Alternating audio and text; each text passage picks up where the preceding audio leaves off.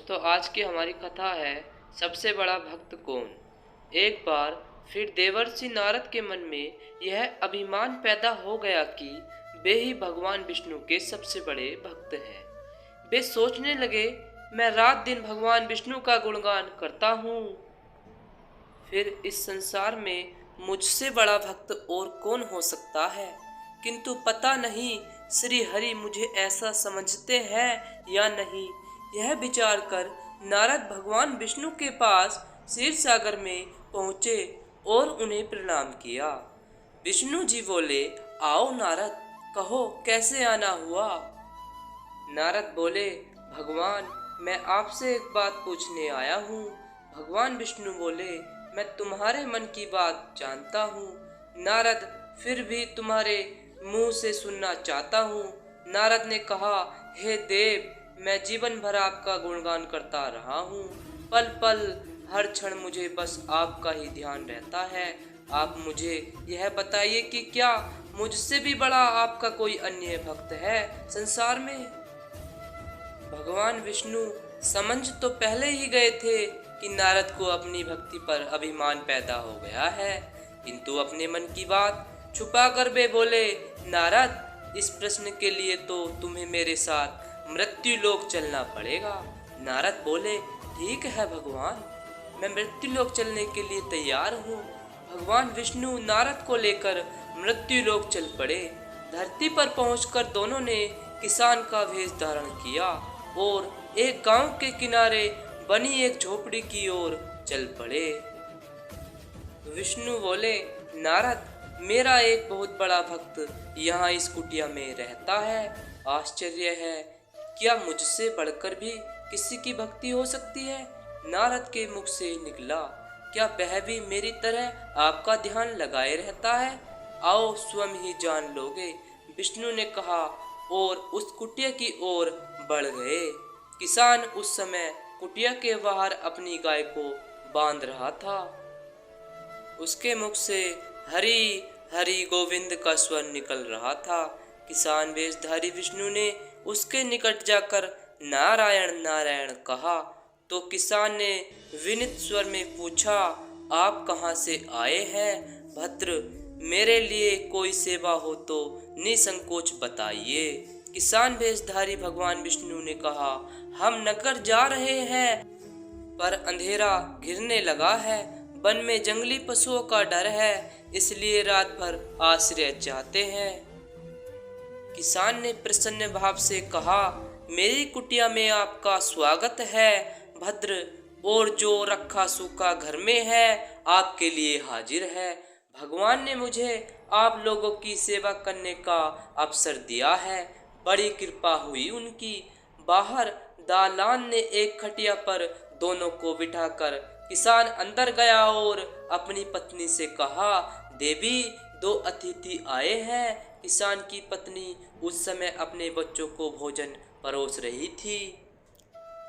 धीरे से आटे का बर्तन दिखाती हुई बोली, घर में इतना सा ही आटा है और ये बच्चे और भोजन मांग रहे हैं। किसान बोला, कोई बात नहीं, हम अतिथियों को भरपेट भोजन कराएंगे।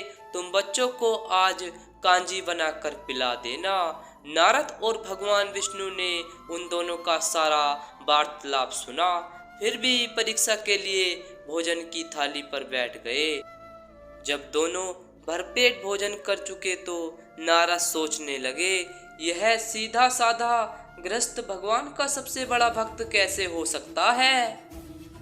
उधर श्री हरि ने किसान से और भोजन लाने की फरमाइश कर दी।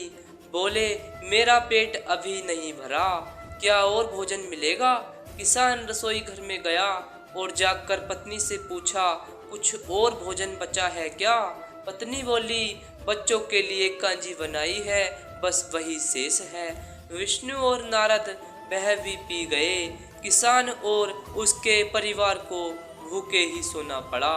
भूखे बच्चे माँ का आंचल थाम कह उठे, माँ नींद नहीं आ रही है, मुझे बड़े जोर की भूख लगी है।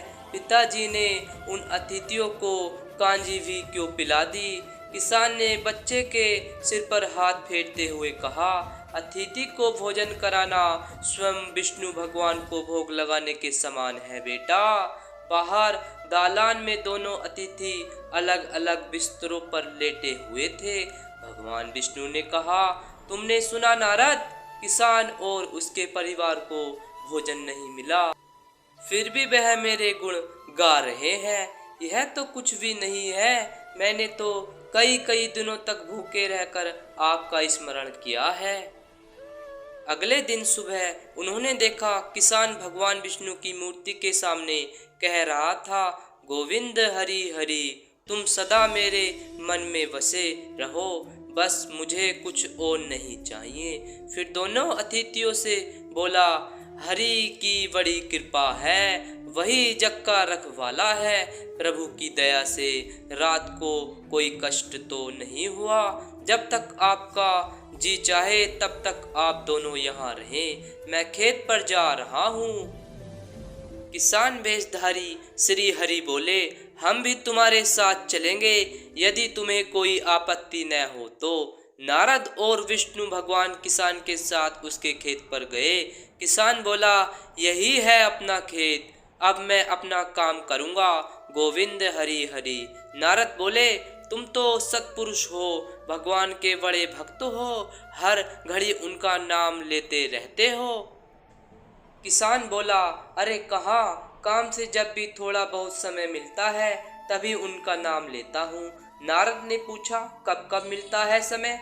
किसान बोला, सुबह उठता हूँ तब, रात को सोता हूँ तब, और दिन में जब भी काम से समय मिल जाए। ओह समझा, नारद के मुंह से निकला। दोनों जब किसान से विदा लेकर चले तो नारद ने व्यंग्यात्मक स्वर में कहा, आपने सुना भगवान, वह सुबह शाम 2 बार ही आपका स्मरण करता है, जबकि मैं हर समय ध्यान करता हूँ, फिर भी आप उसे महान भक्त बताते हैं। नारद की बात सुनकर श्री हरि चुप रहे, किंतु मन ही मन उन्होंने कहा, कारण भी जान जाओगे नारद। विष्णु ने एक कलश को तेल से लबालब भरकर नारद को दे दिया और बोले, नारद, इसे अपने सिर पर रखकर बिना हाथ लगाए सामने वाली पहाड़ी तक ले चलो। ध्यान रहे, इस कलश में रखे तेल की एक बूंद भी जमीन पर गिरने न पाए। नारद बोले, यह कार्य सहज तो नहीं है। यह कहकर नारद ने कलश सिर पर रख लिया और पहाड़ी की ओर चल दिए। नारद पहाड़ी तक गए और लौट आए। विष्णु बोले, लौट आए नारद, ठीक है, अब यह बताओ कि इतनी दूर जाने और आने में तुमने कितनी बार मेरा स्मरण किया है? नारद बोले, एक बार भी नहीं भगवान, करता भी कैसे, मेरा सारा ध्यान तो तेल और कलश की तरफ लगा हुआ था। श्री हरि बोले, तब तुम ही सोचो, वह किसान दिन भर कठिन परिश्रम करता है, फिर भी 2-4 बार मेरा स्मरण जरूर करता है, और तुम एक बार भी मेरा स्मरण नहीं कर पाए। विष्णु की बात सुनकर नारद के अंतर्चक्षु खुल गए। वह श्री हरि के चरणों में गिरकर बोले, मान गया प्रभु, जो संसार के झंझटों में रहकर भी आपका स्मरण करते हैं, वे ही सबसे बड़े भक्त हैं। तो आशा करता हूँ दोस्तों आपको यह कथा बहुत ही अच्छी लगी होगी। तो प्लीज़ हमारे चैनल को सब्सक्राइब और वीडियो को लाइक करना ना भूलें, क्योंकि हम आपके लिए इसी तरह की और भी कथाएं आगे भी लाते रहेंगे। तब तक के लिए जय हिंद।